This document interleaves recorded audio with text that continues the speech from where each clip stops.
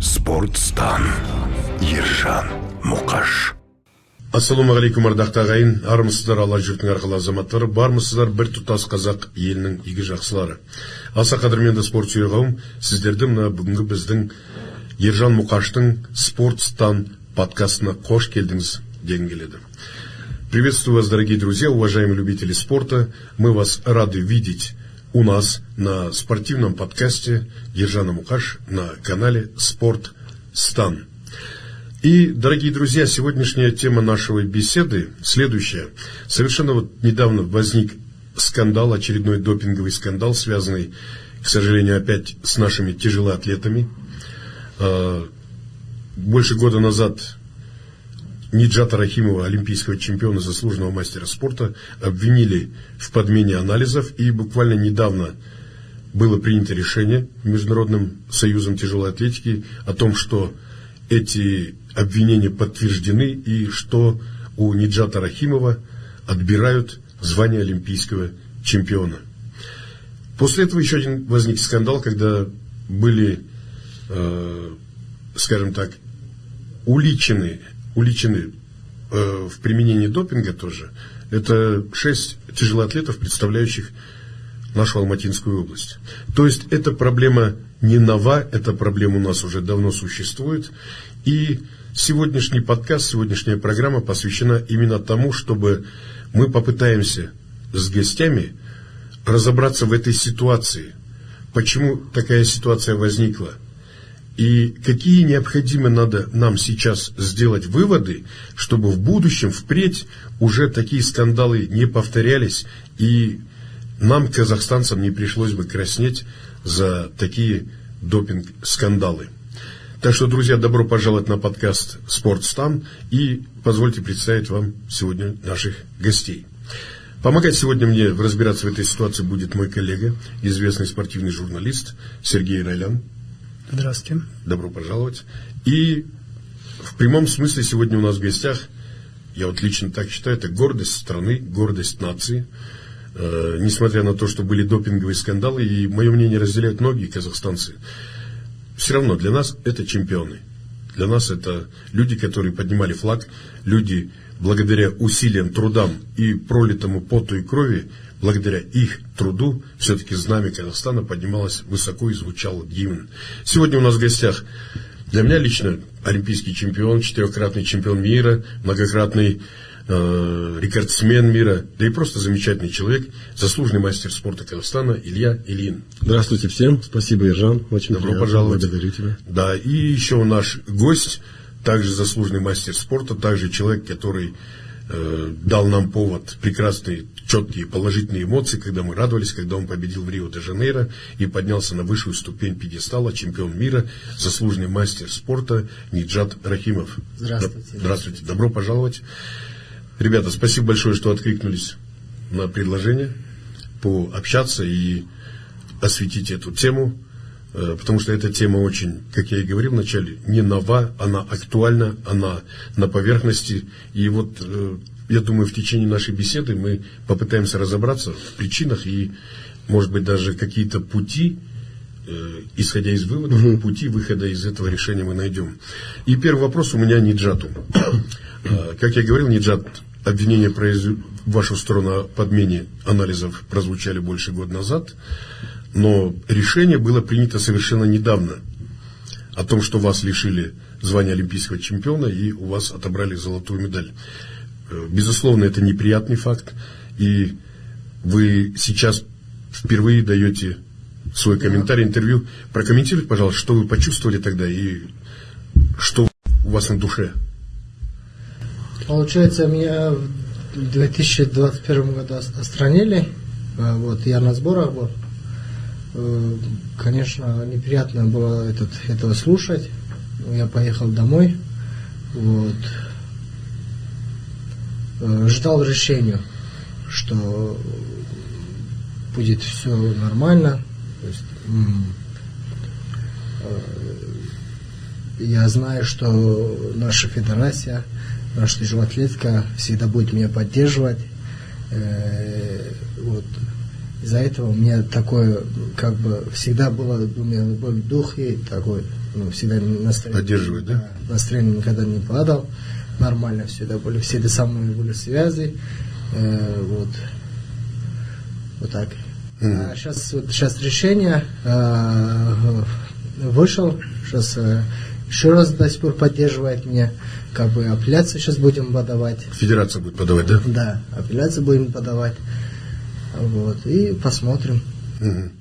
Ну, по моей имеющейся инсайдерской информации, Федерация тяжелой атлетики ведет консультации с известными адвокатскими компаниями на предмет подачи апелляции в Международный суд и опротестовать это решение, да? Ага. Ниджат, все-таки продолжу вопрос. Тогда тренером был господин Ни, Алексей Ни. Опять же, я не утверждаю, опять же, по инсайдерской информации, исходя, у нас на самом деле есть такое, да, люди хотят успех сегодня и сейчас, а что будет потом, они как бы об этом о завтрашнем дне некоторые не думают, к сожалению. И тогда звучали мысли о том, что тогда еще пробы допинг-анализов не проверялись по ДНК, а сейчас, по-моему, по ДНК проверяются, поэтому тогда и были такие подменные анализы мочи. Господин Ни об этом знал. Вот вы сейчас одну фразу сказали, что Федерация поддерживает. Это хорошо, конечно. Было бы некрасиво, если бы спортсмена взяли, бросили, и вы один остались бы. Тогда было бы это очень подло и некрасиво. Федерация поддерживает. Вы все-таки, первое у вас, вот когда вы услышали, что это да, подтвердили, вы начали звонить, наверное, искать Ни, Алексею Ни позвонили, Федерацию. У вас была растерянность немного, да, наверное? Я как бы нормально принял, потому что как это сказать, такого нет. Что было бы, должно было бы, то есть будет. Чему быть, тому не виноват, да? Да. А так нормально принял. Сейчас апелляцию будем давать такой, как бы у меня нету, что все, у меня настроения нет или не знаю, так тяжелый. Нормально, алхамдулилля, все нормально, короче. Да. Вопрос тогда сразу в лоб. Да. Ты знал о подмене? В 16-м году? Да. В которой были? Да. Нет, я находился в Талдыкургане, либо Текелях, мы Олимпийские игры готовились. Мы всегда указываем, где мы находимся в Адамсе. Чтобы допинг-офицеры могли приехать проверить. Приехать. Да, этот у нас были в 2021 или 2020 в прошлом году, по-моему, были в августе месяце у нас суд. То же самое мы, наши адвокаты, то же самое мы онлайн провели суд, короче, на международной. Там были тоже с ВАДА стороны, контроли были, которые у нас забрали. Вот. То же самое я им вопрос давал. Почему я указал, где я нахожусь, а вы приезжаете у другого человека берете? Даже они говорят, по-моему, 3 или 4 раза там брали. 3-4 раза, хоть 10 раз. Вы не имеете права, чтобы у другого человека брать, потому что я в 2015 году в чемпионат мира даже выступал. Если даже был бы, у меня простые результаты, то есть меня никто не знает. Мог бы приехать, брать у другого человека, так, во-первых, а во-вторых, еще там есть, мы когда даем контроль, у нас паспорт, все показываем по фотографиям, что, как вообще есть. Вот. Они почему берет у другого человека? Хоть 10 раз, хоть 1 раз. Мы то же самое сказали, когда суды были. Они начали там туда-сюда, налево, направо, вот это говорит, короче. И они говорят, это наши правила, не знаю. Это ВАДА говорит, да? Да, ВАДА, там, это наши правила, там как-то вот так. Вот. Во-первых, а во-вторых, еще идет, я в 16 году, в Олимпийских играх чисто был. Перед Олимпиадой тоже брали. Они брали? Да, выходило чисто? Да, чисто были. И Олимпийские игры тоже чисто был. Ниджат, вот вопрос. А вот давай-ка нашим зрителям, мы-то не знают, как процедура это вообще проходила. Как получается, взяли, раз ты был в Рио чистый, а как они сейчас говорят, что это... Поясни, пожалуйста. Я не знаю, они сами, у них там... Как это ответить, я не знаю, как...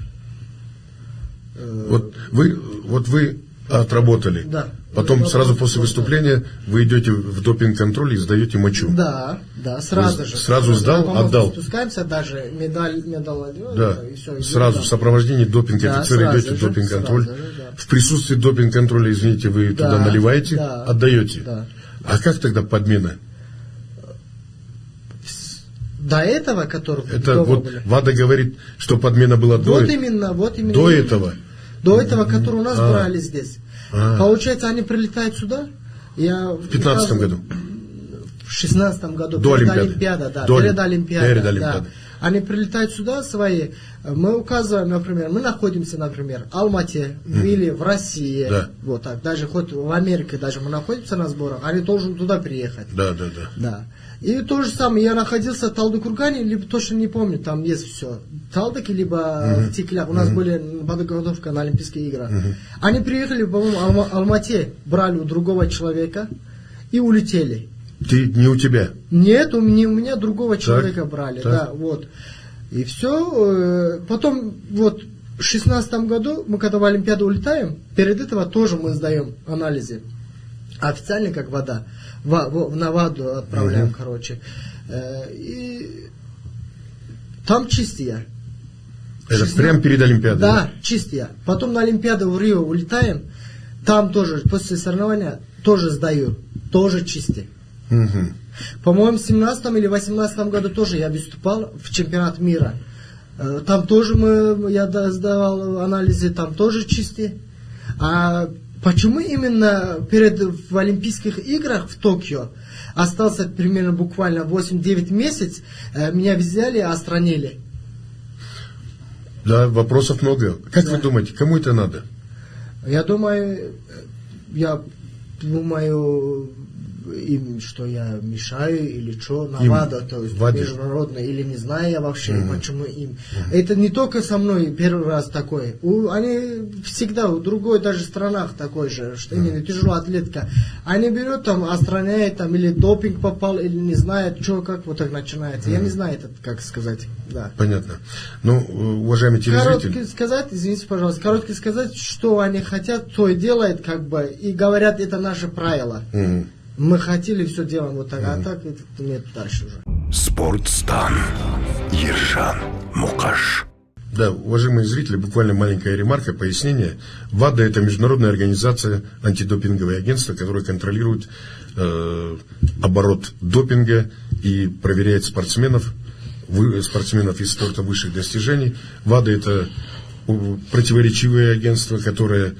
Это страна, государство со своим уставом, со своей конституцией. Она не подчиняется никому, поэтому нельзя брать решения ВАДА как окончательные. Безусловно, конечно, надо бороться, и мы сейчас продолжаем с этим разбираться. Можно еще? Да, конечно. Да. Еще вот забыл сказать, почему именно, ладно, скажем так, примерно говорю, я в Олимпийский год, то есть я поменял мочу, хорошо, Олимпиада. А я же выступал в чемпионат мира, тоже так же? На чемпионат мира? Чисто? Да. А почему не в 2015 году я чисто выступал, ничего не менял мочу, там ничего не было, а именно в 2016 году на Олимпийских играх, спустя 6 лет, они начали это говорить. Почему? Я же чемпион мира, и когда в Азербайджан тоже я выступал в 2010 году, юношескую олимпиаду тоже выигрывал я. Тогда молчали? Тогда молчали, да, и в 2015 году тоже я, такой же результат был, 207 килограмм я толкал, там толчок сделал на чемпионат мира в Америке. И 165 другого сделал. А в Олимпиаду тоже самое, такой же результат. 165, ну, там 214 мне, потому что надо было на второй подход я выигрывать. Из-за этого я пошел и выигрывал. Вот. И то же самое спортсмены, соперники были. А почему они в 2015 году ничего не говорят, именно в 2016 году в Олимпийские игры ты поменял там, или не знаю, что там делал. Да, логики не вижу, нету. И плюс, еще раз говорю, что в 2016 году на пробы, которые в Олимпиаде в Бразилии я сдавал, допинг-контроль, чистый. В 2017 году и до, и после, да? Да, мир тоже сдавался чистый. По-моему, в 2018 году тоже выступал. После этого соревнования все чистые. А еще дома там сейчас, я поменял там. Их не проблема. Почему у вас, например, между мной, я, например, нахожу другого, приезжает, у вас берет контроль? Почему? Да, вопрос, большой вопрос. Я знаменитый спортсмен, тем более меня весь мир как бы знает, контроль там, даже хоть не знает паспорта, фотография. Да, протоколы, есть. да. Почему? Угу. Вопросов у нас еще, честно говоря, еще больше становится. На самом деле, друзья, вот мы не зря собрались здесь, чтобы правд много, но истина она одна, и она где-то рядом, я думаю, мы найдем. А я теперь хотел бы следующий вопрос адресовать любимцу публики, Да ладно, прекрати. медийному человеку. Спасибо вам большое. Замечательному парню, прекрасному человеку, человек тоже, который спортсмен, который благодаря труду, пролитому поту, крови, оптимизму, мы радовались успехам. И перейдя в нашу тему, безусловно, все знают, Илья, ты тоже пострадал от таких действий, тебя лишили званий олимпийского чемпиона. Безусловно, это тяжело и неприятно, когда у тебя отбирают то, что ты завоевал. Повторюсь, многие в Казахстане до сих пор тебя считают героем, но есть и люди, которые отрицательно, жрал, ну правда, как есть, да. Я лишь, это мое мнение добавлю, что я считаю, что любое соревнование по любому виду спорта, это в первую очередь это соревнование фармакологов. Почему-то норвежским биатлонисткам можно ездить, брызгалки от аллергии, пловцам американским можно. Здесь где-то еще и политически. Ну да бог с ней, с политикой. Мы давайте продолжим разбираться. Илья, когда вот ты первый раз это услышал, безусловно, это шок. Это шок, но зная тебя как человека позитивного, ты уже, естественно, прошло время, говорят, лекарь, ты уже справился с этим. И вот на данном этапе очень похвально, что ты помогаешь молодым штангистам, другим своим товарищам по сборной, по штанге, да, справиться с этой ситуацией, в данном случае, как с Ниджатом. Где-то психологически, я знаю, ты поддерживаешь его, ты умеешь это делать. Конечно, конечно. И вот твое отношение вот к этой ситуации, и потом мы продолжим беседу. Ну, да, было очень сложно. Я такой первопроходец в этом всем, потому что именно, наверное, с этих лондонских и пекинских, ну, у нас по факту вот эти медали, и с них это все началось. Колоссально было, конечно, давление, колоссальный удар, и когда ты понимаешь многие вещи, и тебе, ну, как бы и сказать, ты не можешь это все. Нечем крыть. Да, нечем крыть. Конечно, довольно пришлось подрасти так внутренним духовно, мудрее стать, да, и подрасти психологически, ну, опять же, ну, духовно, да, и много что прошло за вот это время, в 15 году, в 16 мы узнали об этом как раз. Уже перед самой Олимпиадой. Перед самой Олимпиадой, там они прям, ну, там еще муссировали это все, честно говоря, абсолютно. Ну, вот здесь я смотрю, что это прям вот максимальная была такая политическая подоплека, когда они говорили, вот, мы нашли там 100 проб, 110. Они это кто, ВАДА, да? То ли Олимпийский комитет, то ли непосредственно ВАДА. ВАДА, Международный Олимпийский комитет и Международный Федерация тяжелой атлетики. Это говорил, по-моему, Международный Олимпийский комитет, потому что прям СМИ смаковало, что мы, да, вот выявили там ретроспективно атлетов там, и это были не только казахстанцы, то есть это там было по миру, да? Да, по миру. Я не знаю, сколько проб они достали. И, мол, типа, вот мы сейчас, потирая руки, мы будем сейчас их вскрывать, ну, шоу устроили какое-то на судьбах атлетов, да. Многие переломались, честно говоря. Многие переломались, конечно.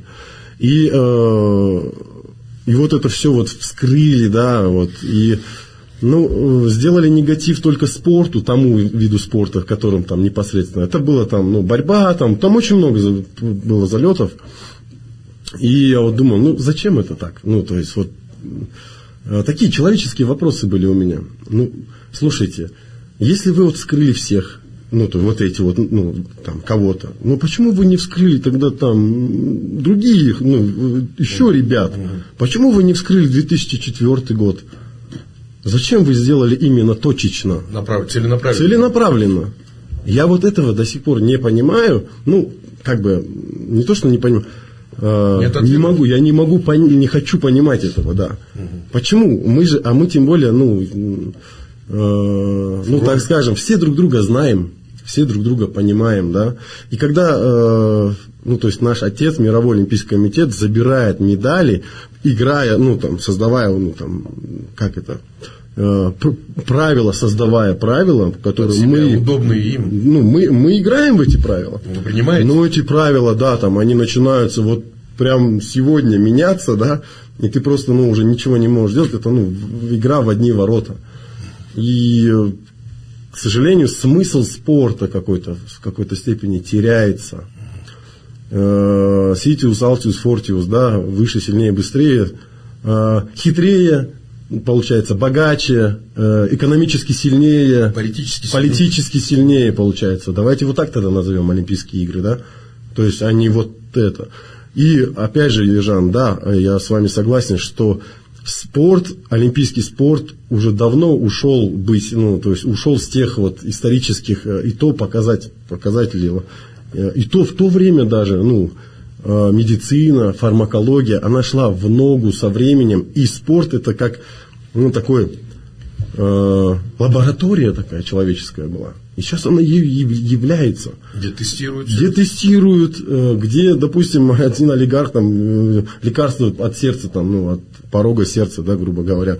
Где это быстро? Ну, это я образно и очень грубо говорю, да, но спортсмены, они понимают, куда идут. Ну, вот сейчас большая индустрия, не олимпийского вида спорта. Спорт это, ну, как бы, как ни крути, это много... То есть это не просто это система... многомерная. Да, многомерная, это модель, это индустрия целая, которая там...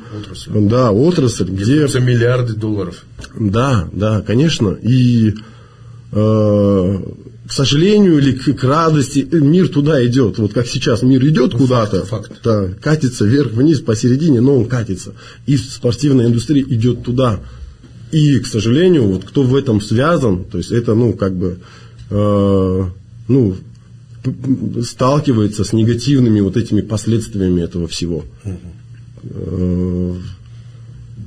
Этой борьбы, непосредственно спортивной борьбы, политической борьбы, там, индустриальной борьбы, если хотите, да.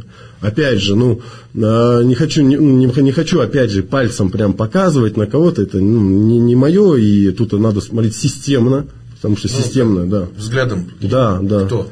Ну, смотрите, сейчас, кому надо, там, наверное, несколько можно вариантов продумать. Тем более, у нас огромная, колоссальная проблема есть в мировой федерации тяжелой атлетики, так как у нас господин Тома Шаян, он руководил федерацией то ли около 40 лет, то ли более 40 лет. Потом начали там его потихоньку, я так понимаю, с 2012 года уже поджимать как-то. В общем, и человек, сейчас он не является президентом федерации. Я думаю, оттуда там тоже есть на Мировом Олимпийском комитете, да, течения, тем, что там вот там на нем висит 10 миллионов долларов какой-то там коррупции. То есть это, надо быть слепым или там не понимать ничего, если говорить, это не связано друг с другом.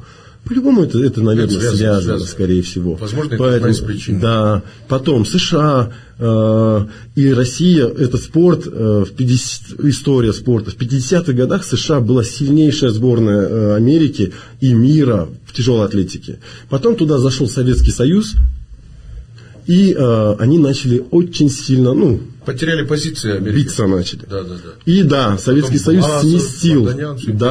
Сместил Советский Союз. США, они перешли в бодибилдинг, они перешли в тройборе, в пауэрлифтинг. Да. Они начали создавать индустрию свою и расширенно, и они молодцы. Благодаря им сейчас тяжелая атлетика, она никуда не денется, она будет всегда. Уйдет она с Олимпийского комитета, я чуть-чуть вперед забегаю, там с Олимпийских игр не уйдет, она будет всегда, была тяжелая атлетика, есть и будет. Пока, эта индустрия развита, железо. Тем более штангу всем надо поднимать. От легкоатлета до борца. Поэтому за это сильно переживаний нету. Есть переживания за наш спортивный мировой менеджмент Федерации тяжелой атлетики. Ребятам нужно быстрее уже выявлять, кто там будет лидер, кто возьмет на себя ответственность, флаг мировой Федерации тяжелой атлетики. На упреждение, то есть туда, наперед, да. Да, избежать вот этого позорного. Там они должны выбрать человека, кто пойдет, и спокойно уже строить стратегию на 10-15 лет вперед. У нас, извините, у нас зрелищность хромает, у нас популяризация хромает, у нас хромает многие, вот эти допинговые скандалы, уже устали люди. Тяжелая атлетика — скандал. Это как вот лет 5 назад с легкой атлетикой было. Но легкая атлетика, извините, это мать. Да, она спорта, да. Там и 47, если я не ошибаюсь, да, дисциплин. У нас всего лишь 2, да, поэтому и есть очень много проблем, которые надо решать. Сейчас тяжелая атлетика, и ребята все тянут там, с нашей старшей, так скажем, да, они тянут с выявлением президента федерации. Там у них они конституцию не могут подобрать, все. Они подбирают под те страны, понятно, континенты рубятся, да.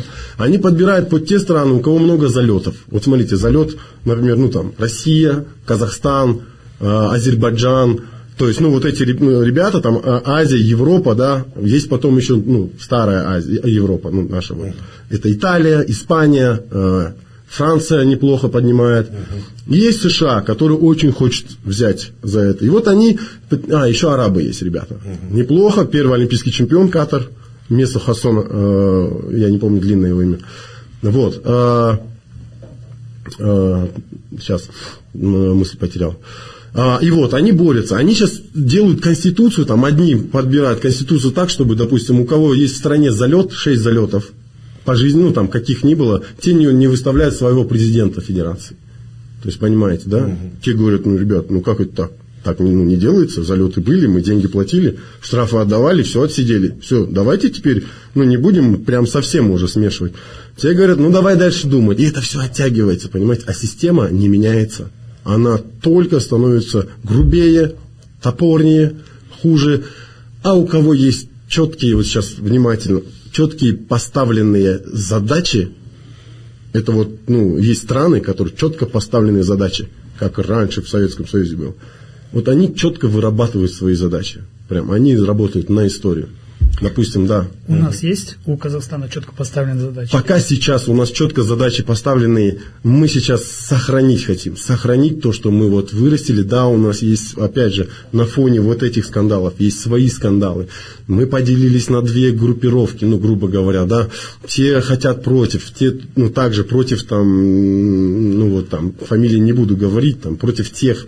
И категорично. Сейчас нужен человек, кто бы, сел бы и поговорил бы со стол переговоров. От того, что Ниджа поймался, да, Ниджу поймали, и мы сейчас будем говорить, он виноват, ваша система была не права, тяжелая атлетика Казахстана от этого не выиграет. Нам нужно понимать, что есть сложность, есть проблема, и нам нужно пути выхода из этой ситуации, нужно находить всем коллегиально. Да, смотри, Илья, если не обращаться к истории прошлого года, да, это разделение на 2 лагеря, о которых вы говорили, эта проблема существует долго. Сначала с вас началось, да, ваша 4, потом Ниджат, следующее поколение. Сейчас мы узнали о том, что Игорь Сон и совсем молодые, 17-18-летние ребята, чемпионы мира, попадаются на допинге. И если тогда, после 2012 года, Алексей Геннадьевич не мог говорить, что нас зажимают по каким-то из каких-то политических соображений, хотят, чтобы Казахстан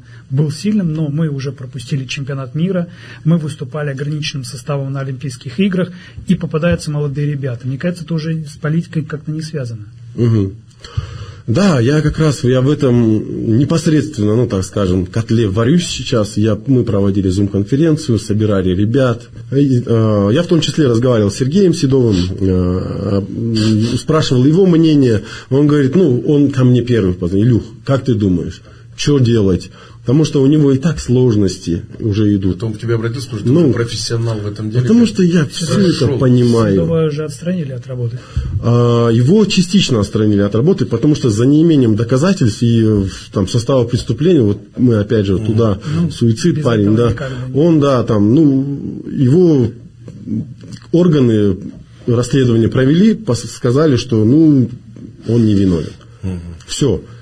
Тренер кадр ценный. Сейчас он работает со сборной Алматинской области. Он работает там, получается, не он один залетел, там несколько тренеров. Сейчас я чуть-чуть дальше, да, то есть это не только его, там еще 2-3 тренеров, ну, как бы их ребята тоже залетели. Вот, и он говорит, что делать? Я говорю, ну, смотри, либо вы сами заигрались немножко, нельзя исключать этого. Ну, немного заигрались, да, понятно, там, и долгоиграющее, это там, ну, невыгодно никому, ну, кто знает, это мое личное мнение. Ну, либо, ну, надо искать выходы. Но в любом случае ситуация сложная, и это тяжелоатлетическая проблема, которую вы сейчас создали. Мировая? Нет, пока не мировая. Пока не мировая, да. Это не мировая проблема. И дай бог, чтобы она не вышла за рамки мировой проблемы. Потому что ребята действительно у нас номер 1, мы на них делаем ставки. И опять же, да, ну, говорю, ну, в любом случае, как бы ни было, это проблема, которую надо решать, что-то делать. Он говорит, да, хорошо. Ну, смотри, Илья, если что, ты там, ребят, тоже запереживает за ребят. Говорит, ладно, ну я их вырастил, там, давайте сохраним как-нибудь. Потому что это же дети же его. Ну, понятно, конечно. Дети. А так, говорит, сейчас я все максимально, все, что надо, сделаем. Ведем расследование. Поговорил с Майрой Каблукановой. Майра Каблуканова сказала интересную вещь. Говорит, слушай, Илья, сейчас на протяжении года этот препарат, он ходит, гуляет, не только по тяжелой атлетике. Он гуляет. И непонятно, откуда он светится. Что за препарат? И я не могу говорить, я не знаю. Да, там один какой-то, я так сильно я прогуглил. Ну ладно, бог с ним. Там постоянно список обновляется, и это очень тяжело за ним следить, потому что ВАДА не говорит, вот вам препарат, ну там есть какие-то, да, вот и обновление, да. Да, вот обновление, нате, теперь решайте, как что делать. Это трудно, это надо следить, что там надо там. Кто-то анальгин съесть. Чтобы люди понимали, по 60 тонн в сутки поднимать, это нужно, чтобы ты хорошо восстанавливался, чтобы твое тело очень хорошо обмен веществ был, чтобы ты хорошо... уровне, да, все, чтобы... И это всегда фармакология, ребята, это всегда спортивное питание, это всегда какие-то медицинские препараты, которые которые влияют на организм и не являются допингом. А вот здесь вот проблема, что не является допингом, это, элементарно мелдронат возьмите, мельдоний, да. Ну, вот он в аптеке продается.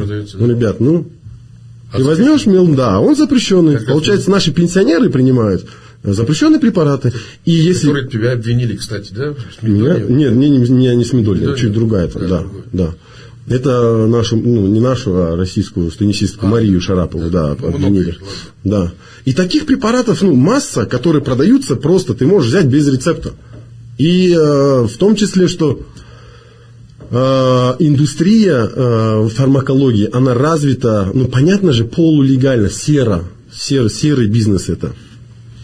И поэтому где-то, опять же, там сложности есть, там ребятам нужно хорошее спортивное питание купить с хорошего качественного магазина, либо ты должен там, через госзакуп, пока ты там, пока самый дешевый возьмет, и потом барахло пихает. А это получается, то, что ты ешь, это ладно, там стул ты заказываешь, а так ты протеин заказываешь.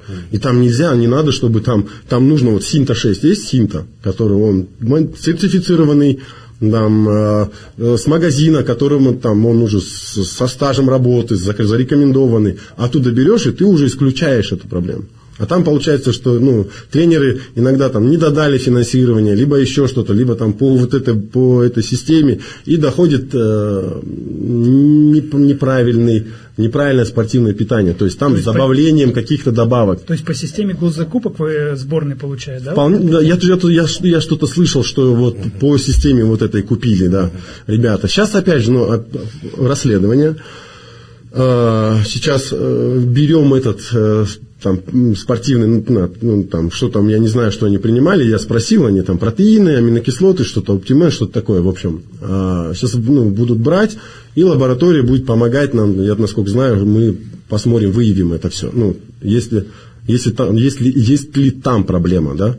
Вполне вероятно. Еще одна концовка. Что очень важно. Ребята через неделю сдавали международный допинг-контроль. Через неделю сдавали. И они сдавали 2 раза. Крайний допинг-контроль чистый. До этого, то есть за неделю, пока еще нет результатов. И вполне вероятно, что, Может не подтвердиться. уже может не подтвердиться. Но уже по факту через неделю не подтвердилось. За месяц они сдавали уже контроль, получается. Получается, они, месяц, не знаю, нужно ли... Про вот этих 6 ребят. Да, про этих 6 ребят. Они кому сдают? Нашим ВАДА, у нас в том числе сдают. У нас чуть ли не ежемесячно. Это по инициативе Федерации делается специально во избежание, как они говорят, нулевой терпимости. Чтобы Федерации тяжелой атлетики, Национального олимпийского комитета и, конечно, Министерства спорта. Это такая программа, да. Да, нужно, конечно, у нас есть программа. Понял, да, спасибо, очень досконально все четко сказал, и прям чувствуется, что ты это через сердце пропускаешь, прям из души, из сердца идет. У меня такой вопрос. Все это понятно, это борьба с этим антидопингом, нулевая терпимость Федерации, да, но невозможно достичь успеха, если у нас внутри нет единения. Буквально вот, примерно понимаешь, к чему клоню? Да. Буквально вот зимой, да, это было, когда министр, с участием министра тогда, министр у нас была Ахтут Рахматуллаевна, уважаемая. Да, с ее участием в Талдыкургане прошло собрание сообщества тяжелоатлетов, федерации, был выбран, на демократической основе был выбран главным тренером Даурен Бекмухамедов, да, по-моему, а затем началось что-то непонятное. Я не хочу вглубляться, а к тому, что нет единения. Есть, получается, извините, две группировки. Одна группировка вот, тренеры, которые личные тренеры, молодежки, юноши, а по эту сторону федерация. Федерация перед этим буквально назначили все-таки своего тренера. Вот я немного недопонимаю. Задача вроде бы у всех одна. Да? Прославлять Казахстан, воспитывать спортсменов. Но мы не можем сейчас бороться с антидопингом, с проявлениями допинга, если нет единения. Абсолютно согласен. Да. И вот, Илья, в последнее время я заметил тоже, ты вот сам, будучи миротворцем, пытаешься в силу своих дипломатических талантов и отношения позитивных к жизни, пытаешься примирить где-то и найти какую-то золотую середину, и чтобы это было хорошо. Да. Но мы на сегодняшний день видим, что есть конфронтация между тренерами и федерацией. Федерация пытается доступными, легитимными способами доказать, что они не зря свой хлеб едят. То есть вот в данном случае они сейчас за Нижата заступаются, выступили с официальным опровержением, инициировали пробы вот как раз таки этих алматинских спортсменов, у которых обнаружили допинг. Вот в чем причина? Почему бы нет бы объединиться, да, федерации и тренерам? Тренеры в упор не хотят их видеть. Да. Федерации в упор тоже, напомню, генеральный секретарь. Алдияр Нуралинов. Алдияр Нуралинов. Да, как-то общались, вполне адекватный, нормальный, продвинутый, умный человек, но какие-то причины все-таки есть. Может, Илья, я заметил, ты тоже частенько уже как бы и высказывание, ты и за федерацию, и за тренеров, да, вот середина. Да, конечно, я вижу уже ситуацию. Илья, а почему тебе бы не стать президентом федерации? Например. Да. Ты застал те времена, когда покойный Хайрат Булатович, светлая ему память, который придал импульс, поднял тяжелую атлетику на хороший уровень, умел встречать Томаша Аяна, скажем так, дружил с международной, и именно во время, когда он руководил, Хайрат Булатович, у нас целая плеяда. Результаты были. Ну и допинги. Ну это понятно, допинги. Раньше у нас там уже много кого отобрали, у тебя отобрали 2 медали. Вот сейчас собираются. В чем причина? Что бы можно сделать, чтобы не было конфронтации, чтобы федерация и тренеры, и спортсмены одной Вы шли. ответили на свой вопрос. Чтобы шли одной. При всем, лидера нет. Лидера. Да. Я тут ни в коем случае не претендую. Лидера нет. А почему бы нет? Это, я думаю, людям решать. И обществу спортивному, свое и отношение скажи. команде непосредственно, и нашей тяжелоатлетической семье. Не хочу никого, ни в коем случае там. У нас немножечко мы потерялись, так скажем. Алдияр очень хороший, грамотный человек, очень замечательный. Он хороший менеджер, хорошо менеджерит, очень хорошо. Но чуть-чуть мы упустили. Беседы, простые встречи, вот элементарные вещи. мы начали говорить... диалога не было, Да, да? не было диалога, да.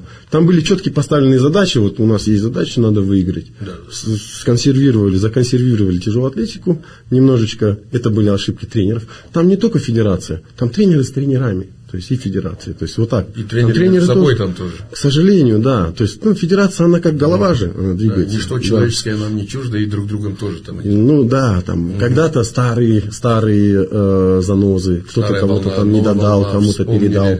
Да, вспомнили. И на этом фоне это все, это же надо, ты чемпионат Казахстана отстрелял, ты сядь, сделай собрание, ну, грубо говоря, там, поговори, побеседуй, обсуди какие-то вещи.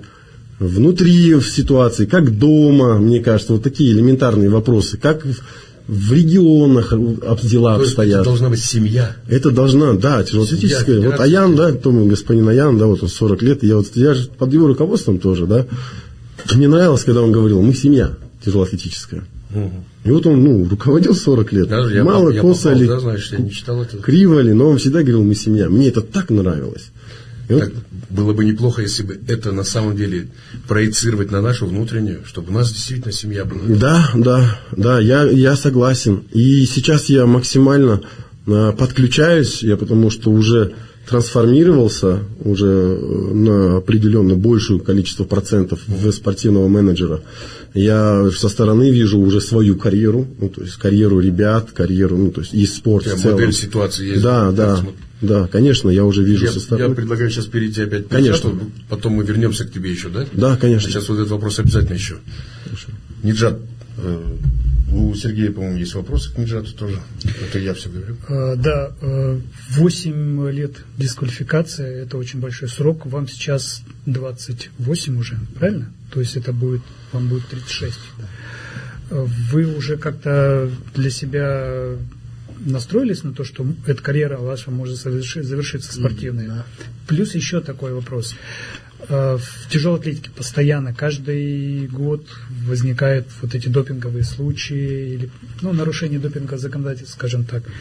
Как человеку, штангисту, выступать на высоком уровне, вот это давление постоянно, дамоклов меч есть, что если что, вас там могут поймать, как вот вы это переносите?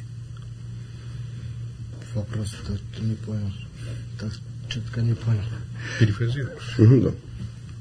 Постоянно вот этот идет, вот на мой взгляд, да, постоянно идет негатив, тяжелая атлетика, Да. что там спортсмены принимают допинг. Как сами спортсмены к этому относятся, как они относятся к тому, что в любой момент они могут, вот с ними случиться вот такая ситуация? Это как-то психологически давит на спортсмена или нет?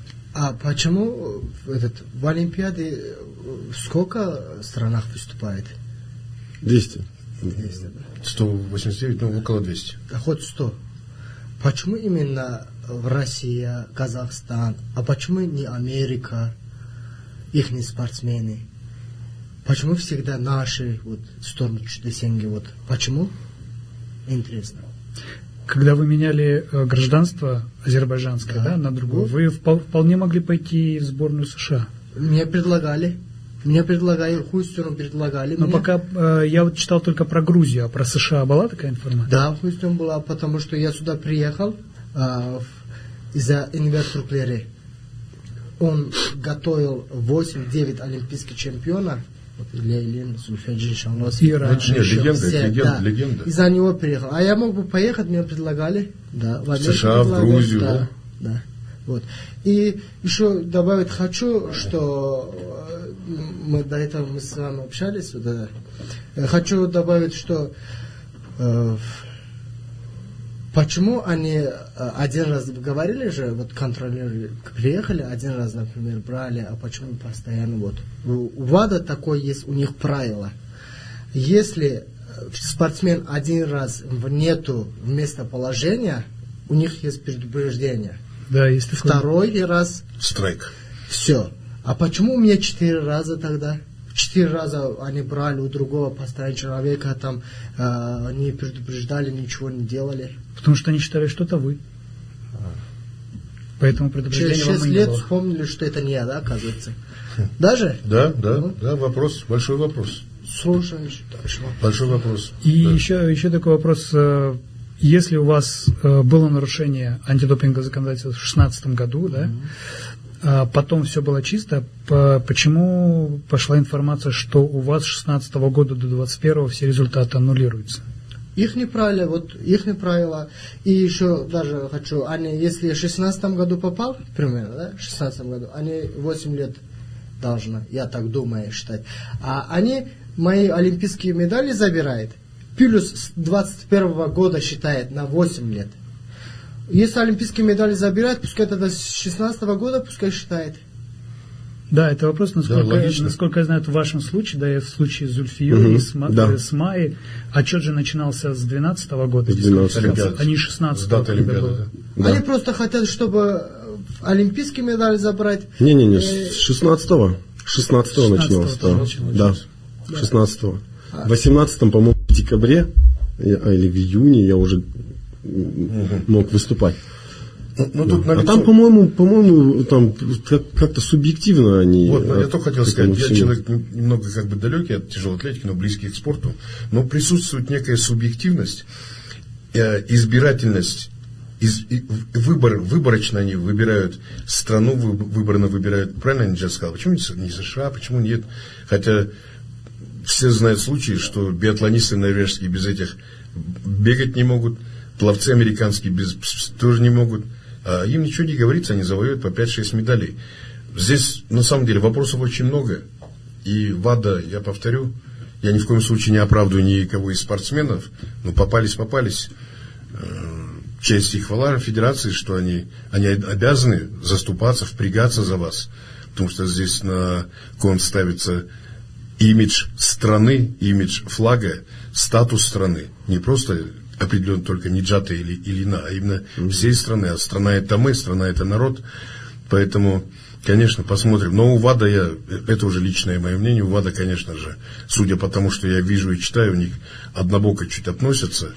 Для зрителей поясню, ВАДА это Всемирное антидопинговое агентство, и спортсмены из спорта высших достижений, вот как до этого Ниджат говорил, из разных видов спорта обязаны предоставлять ВАДА свой график жизни, работы, где спит, потому что офицер ВАДА в любой момент, хоть ночью, из постели с женой, неважно, из бани может вытащить, имеет право вытащить и взять пробы. Да, были у меня случаи в Азербайджане. Были тоже такое? Приехали, конечно, домой приехали, дома забрали. В Азербайджане, конечно, были. Дома сидел? Да, дома были, они приехали, я указал на один адрес, то есть у нас 2 квартиры в Баку, получается, вот где-то в 2010 или 2011 году, точно не помню, были. Я другой дома была, а не те, которые приехали. Потом я сразу, буквально 30 минут, что ли, час сразу приехал, вот такой.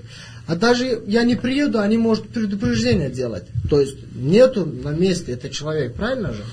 Их не это... Да, понятно. Вот так вот, короче. Да, ситуация очень такая сложная.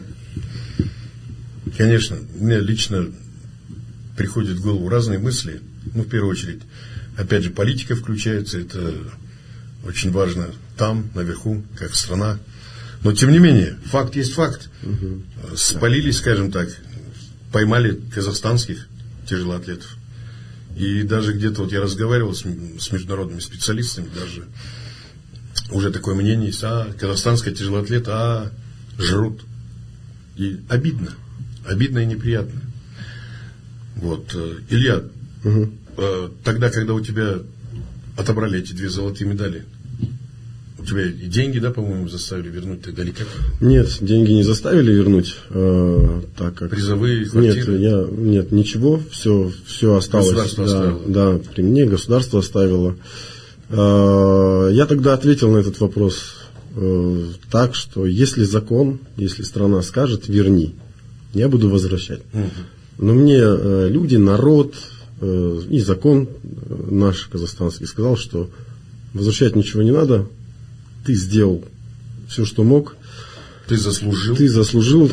Ты работал на славу страны. А то, что вот сложность вот это получилась, это не твоя вина. Да, ну тут целая цепь событий и факторов. Ну да, понятно. Ну, Илья, с тобой случай произошел уже еще до принятия вот этого нового закона, да? Случай с Ниджатом уже после принятия закона. То есть, получается, сейчас по законодательству что там нужно и возвращать призовые, да, и квартиры. В случае, если утвердится, если подтвердится, да, то придется Ниджату по закону вернуть все призовые, квартиры, подаренные государством, да? Так получается? Я не знаю этого. По этому вопросу не было. Сейчас мы будем, да, сейчас надо смотреть. Там, опять же, будем подавать апелляцию. Надо бороться до конца. Надо бороться. Есть маленький, но процент, что мы вернем нашу медаль. Мы очень хорошо сейчас, я очень надеюсь и верю в наше руководство, которое подключится, поддержит. Федерация, да, в том числе министерство, потому что это... Вот, только хотел сказать, роль министерства. Да. Сейчас активная, хорошо. Даурен Абаев, господин, в курсе этого? Даурен Аскербекович в курсе. Беседа была с ним? Я на эту тему не было, но у меня лично была с ним беседа. Это касается... Кулуара, да? Да. Я заходил официально, мы не стали. Он поддерживает. Он поддерживает, да, Илья говорит, все хорошо, поддерживаю, надо идти, работать на казахстанский мировой спорт. Давай, вперед. Дал такое братское напутствие. Да, я уверен, я знаю, что он в курсе, потому что это наша общая проблема. Тем более, Даурен Аскербекович зашел в казахстанский спорт довольно так твердо, четко, без эмоций, но с четкими задачами, которые нам сейчас предстоит выполнить.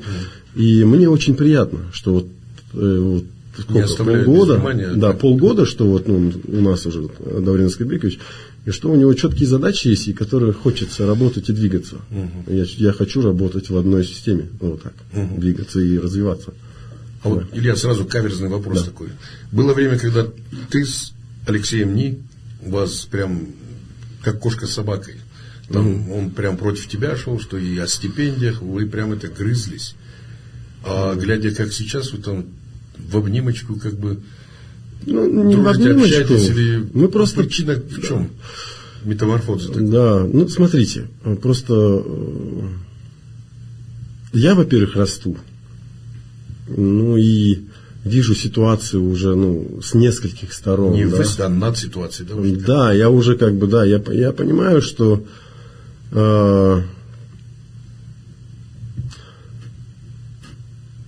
он многое сделал для тяжелой атлетики.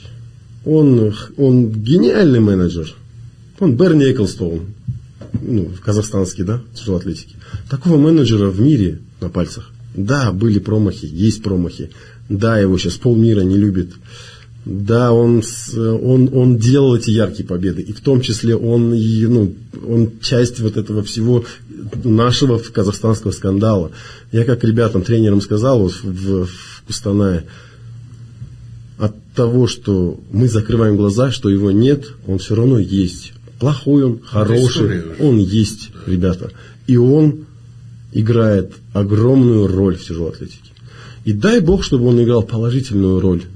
То есть, вывести надо так, чтобы... И да, мы там пальцем показываем, потому что он непосредственно решал эти вопросы. Да, он где-то сделал ошибки. Я его не оправдываю, я просто понимаю со своей стороны. Он меня растил, Пекинскую Олимпиаду выиграли, вместе.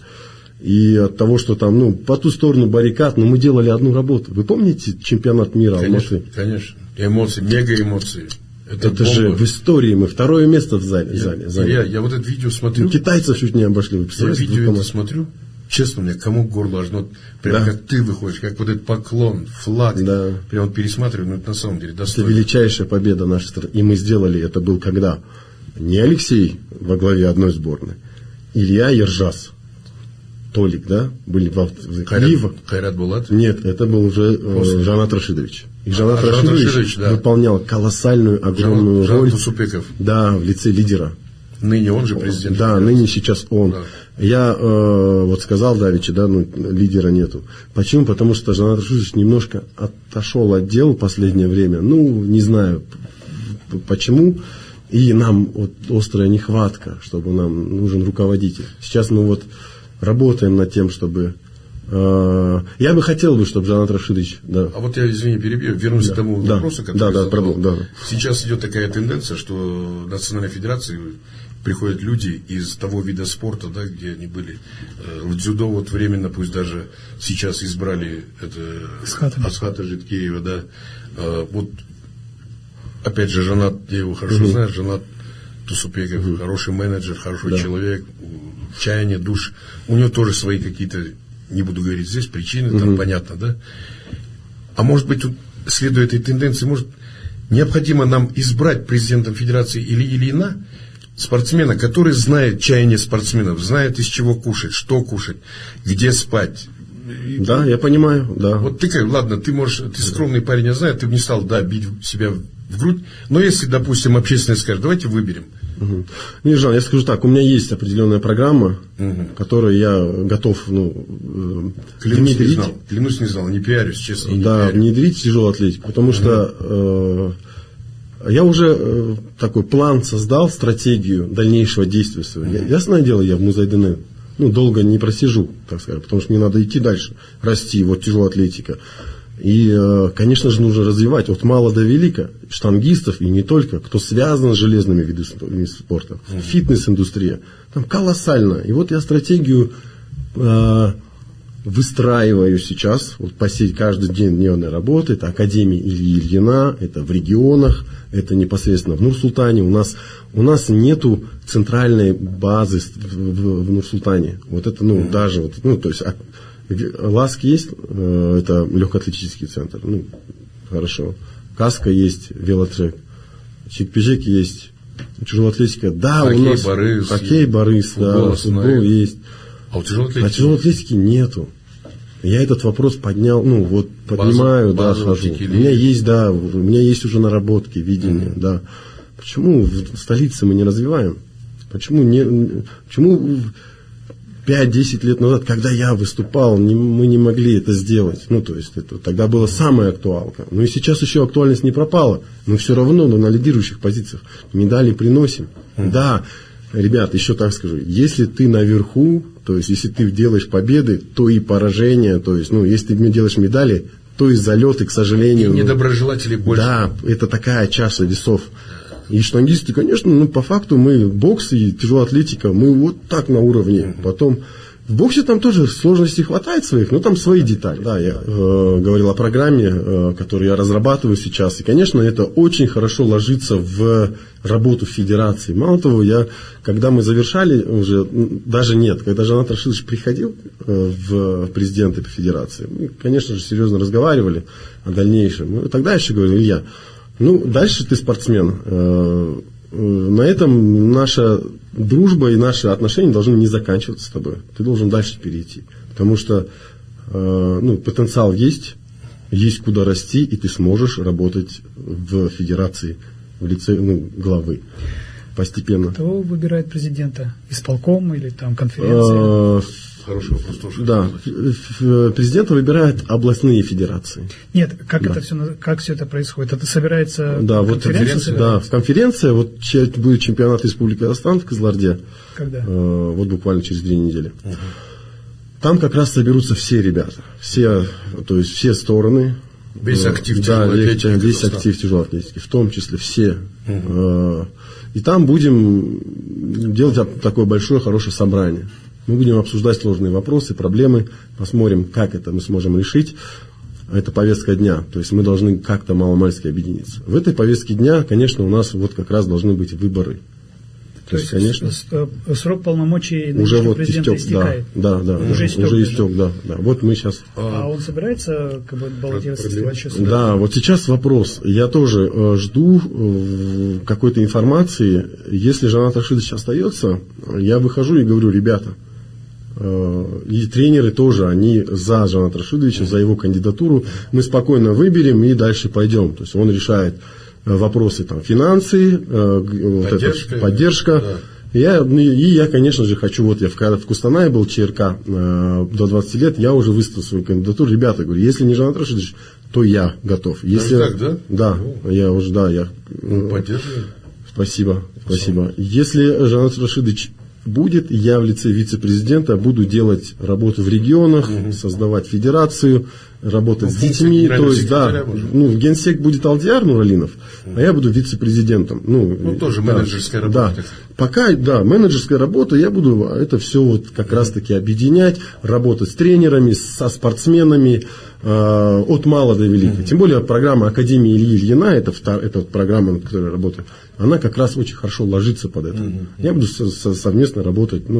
Программа Ильи Ильина, она такая обширная, и там мы будем детей тренировать, будем людей просто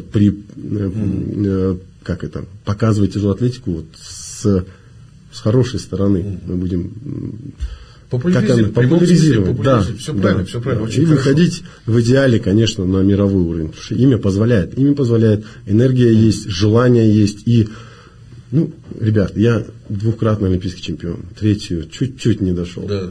Представляете, какая миссия у меня должна быть, чтобы я сейчас нормально шел с зажженными глазами. Вот я и выбрал. То есть мотивация у тебя мощная. Да. Ты добился в спорте успехов, теперь у тебя мотивация для самореализации. Да. Спортивный менеджмент. Использовать свой опыт, дать стране, той же молодежи и так далее. Я приветствую только такое. Спасибо. Я очень рад буду. И, наверное, подведем какие-то итоги. Хотя итоги подводить еще, конечно же, рано, но, дорогие телезрители, уважаемые любители спорта, казахстанцы, примерная у нас уже картина какая-то нарисовалась. Чем мы получали информацию выборочно, обрывочно и порой недостоверно, что нельзя вешать, я считаю, ярлык на человека. Вот его спалили или выявили у него допинг или еще что-то. И есть у нас немного плохая черта у нашего общества. Могут заклевать этого человека, навешать на него кучу ярлыков и просто заклевать. Это, я считаю, неправильно. Надо разбираться. И самое интересное разбирательство, я думаю, впереди. Но у нас уже примерно имеется картина. Подведя итог, я так скажу. Это мое мнение. Что у ВАДА, это Всемирное антидопинговое агентство, несовершенные методы и инструменты подхода по выявлению антидопинга. У ВАДА, понятное дело, надо быть и работать, играть по правилам ВАДА, но правила эти должны быть ясные, четкие и понятные. И не всегда они объективные и логичные. То есть вопросов много. И еще один главный вопрос у меня, это уже к федерации, нашей федерации. Просто, а где вы были, федерация, где вы были раньше? И я думаю, обязательно я задам этот вопрос господину Алдияру. Правильно, Алдияр сказал? Да. Алдияр Нуралинов, генсек нашей федерации. Где вы были? Почему начали шевелиться сейчас, когда уже это все вылезло наружу, когда репутация страны в очередной раз пострадала? Сейчас, я знаю, федерация пытается, наняв адвокатскую контору, протестовать, но мы надеемся на положительный результат. Если выиграет, в международном суде где-то, если выиграет, конечно, будет, безусловно, прецедент. И необходимо налаживать систему, необходимо избавляться от вот этой конфронтации, которая есть в федерации между тренерами, одна группировка, и между федерацией, которые не могут друг друга понять. Но я думаю, что можно найти общие точки соприкосновения, потому что у нас задача одна – воспитывать достойное поколение.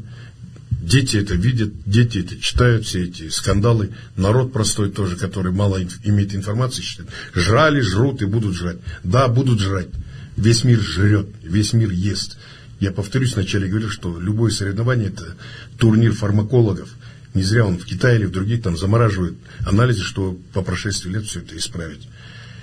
Еще что-то есть добавить кому-то? Спасибо. Биджат, спасибо, что пришел. Да, спасибо, что собрал. Спасибо, благодарю. что пришел. Сергей, очень приятно. Да. Спасибо вам огромное. Друзья, напомню, что это был подкаст «Спортстан» с Ержаном Мукаш. Мы выявляем такие факты, чтобы это было только во благо нашего спорта. Спортстан, с вами был я, Ержан Мукаш, и мои гости, а также занимайтесь спортом, ведь в здоровом теле здоровый дух. Подписывайтесь. Спортстан. Ержан Мукаш.